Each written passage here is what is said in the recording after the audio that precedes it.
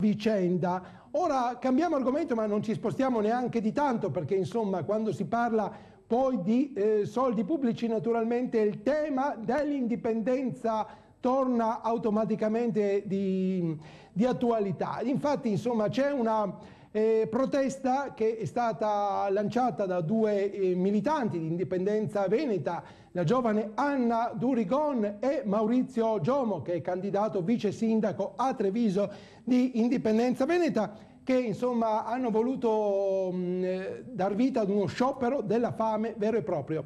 Ora, proprio di pochissime ore fa, c'è l'aggiornamento che l'hanno sospeso perché è stata convocata la commissione tecnica, appunto, che deve decidere la convocazione del referendum, appunto, per l'indipendenza del Veneto. Naturalmente staremo a vedere se basterà questo poi per arrivare al referendum.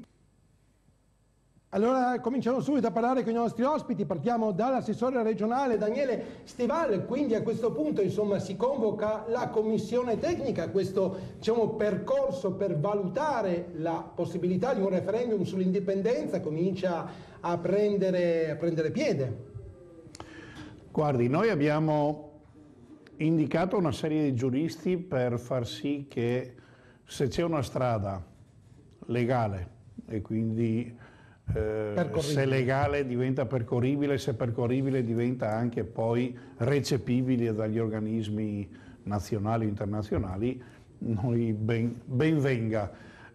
Tutte le strade che abbiamo cercato di intraprendere fino ad ora, ahimè, non erano nella legalità o non sono nella legalità.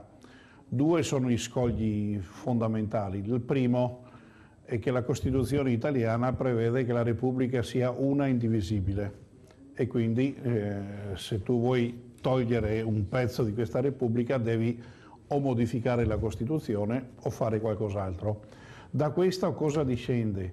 Che se noi utilizziamo risorse pubbliche per fare un referendum che vada contro la Costituzione, quindi anticostituzionale, ovviamente Corte dei Conti, lo Stato stesso ti dice che è un danno all'erario perché tu fai una cosa che non puoi fare. Il circolo vizioso purtroppo dove siamo incagliati è quello.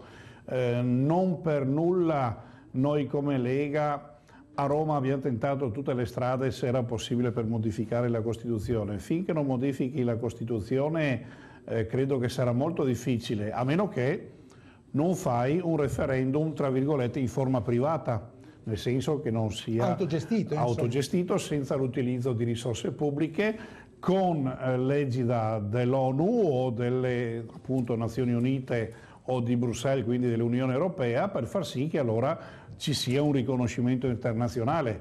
Però è evidente che anche quella strada che abbiamo cercato di percorrere, perlomeno noi come Movimento Lega, l'abbiamo trovata piena di ostacoli, nel senso che gli organismi internazionali rispetto a questa nazione purtroppo, ahimè, se la tengono ben stretta, unica e indivisibile. Ecco, peraltro voglio dire, quando ci furono le elezioni per il Parlamento padano, parliamo della fine degli anni 90, insomma voglio dire ci fu qualcosa di questo tipo qui, perché venne convocata appunto una tornata elettorale certamente non finanziata con soldi pubblici, però tante persone si recarono alle urne e voglio dire deve essere furono due momenti, uno da 5 e uno da 6 milioni di cittadini che furono per quel tipo di proposta, che però purtroppo, pur essendo privata, quindi fatta con risorse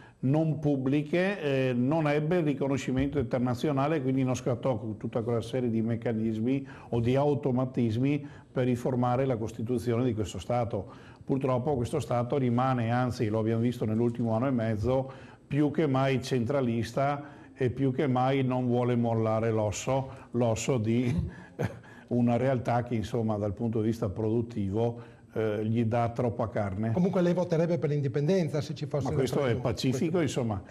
Ben venga qualsiasi strumento, noi saremo sempre a fianco di coloro che vogliono l'indipendenza dal Veneto. Cambiando argomento, molto rapidamente, lei è anche assessore appunto all'immigrazione e quindi insomma fra pochi mesi entrerà Nella Unione Europea la Croazia, l'Olanda ha già detto per i lavoratori croati noi non apriamo le porte, l'Italia io non ho capito bene che cosa farà. Tra l'altro chiedo alla regia se è possibile mettere in onda una fotografia che è significativa perché dimostra insomma come addirittura su Facebook, ecco questa è una fotografia che si trova su una pagina Facebook di giovani che dicono vogliamo andarcene dalla Croazia, già 55.000 adesioni e quindi insomma stanno praticamente aspettando che la Croazia entri in Europa per cercare di emigrare dal paese. Ma c'è quella parte di Croazia che ovviamente è vicina al Montenegro e quindi vicini a quelle tra virgolette popolazioni rom e sinti che